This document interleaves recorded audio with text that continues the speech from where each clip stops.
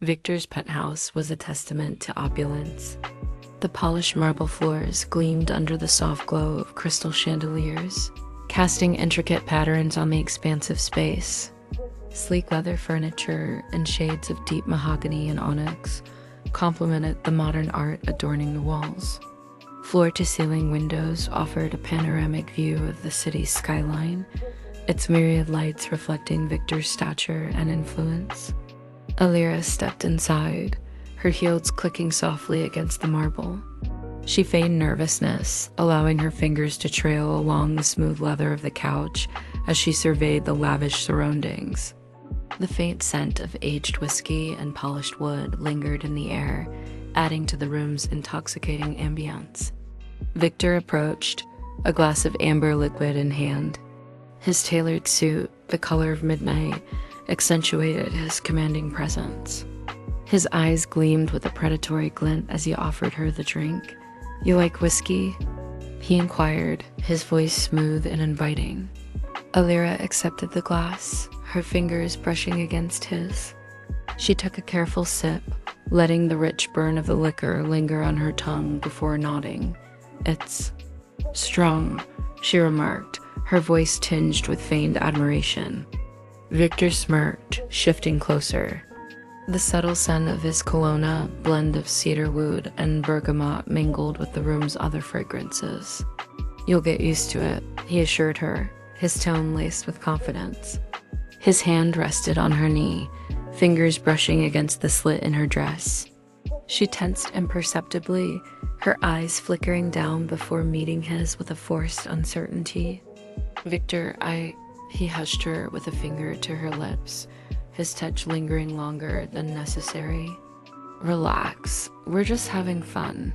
She laughed lightly, playfully swatting at his chest. The warmth of the whiskey coursing through her veins added a flush to her cheeks. "Well, aren't you confident?" "Comes with the territory." He took another sip of his whiskey, his gaze never leaving hers. "Men like me don't waste time." Alira smirked, her fingers tracing idle patterns on the rim of her glass. "No, I suppose they don't." As he lifted his drink, she leaned in, her breath warm against his ear, running her fingers along his arm as if teasing him. He didn't notice her free hand slipping into her clutch. The syringe was already prepped, the potassium chloride waiting. He turned slightly to set his glass down. That was her moment. She slid the needle effortlessly into the side of his neck, and he barely reacted at first. Just a blink, a confused flicker in his gaze. Victor's body jerked violently, his breath hitching as his fingers twitched uncontrollably. He attempted to rise, his movements sluggish and disoriented. "What the hell?" His voice was strained, confusion clouding his features. Alira remained seated beside him, her demeanor calm, almost soothing.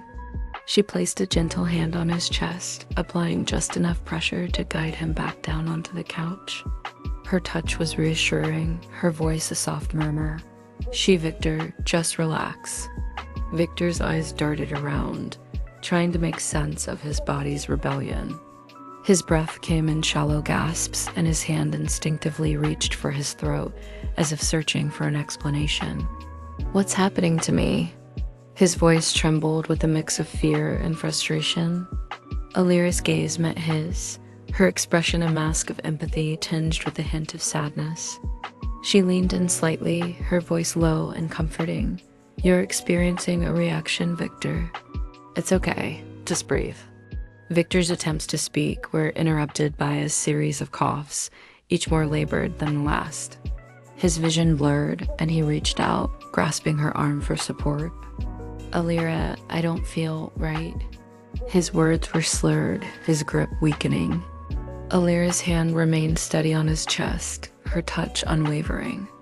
She offered him a small, reassuring smile, though her eyes betrayed a flicker of regret. "I know, Victor. Just hold on a little longer. Help is on the way." Her voice was gentle, yet there was an undeniable finality in her tone. Victor's breathing became more erratic, his body convulsing as he fought for control. His eyes locked onto hers, searching for answers, for comfort. Why? The question hung in the air, heavy with unspoken truth. Alira's gaze softened, and she leaned closer, her lips near his ear. Her whisper was barely audible, yet it carried the weight of her intentions. Sometimes, Victor, the game doesn't play out the way we expect. She pulled back, her eyes meeting his one last time. I'm sorry. As his body went limp, his final breath escaping in a shudder, Alira sat back, her expression unreadable. She allowed a moment of silence to pass before reaching into her clutch, retrieving her phone to call the paramedics. Moments later, the paramedics arrived, followed by the police. The sterile scent of medical equipment mingled with the lingering aroma of whiskey. As they examined Victor's lifeless body, Alira sobbed uncontrollably. Clutching a throw pillow as if for support, an officer approached, her footsteps measured and calm amidst the chaos. Her uniform was impeccably pressed, and her expression remained professional yet empathetic. She offered a reassuring but observant gaze. Miss, can you tell me exactly what happened? Alira sniffled, her voice trembling. He just collapsed. I don't know what happened. We were just talking, and then she let out another choked sob, her shoulders shaking. The officer handed her a business card, her voice calm and authoritative. I'm Officer Richards. If you remember anything else, give me a call. Alira nodded, slipping the card into her clutch as she was escorted out. The weight of the evening's actions pressed heavily upon her, but her face remained a mask of sorrow. One sign down, many more to go.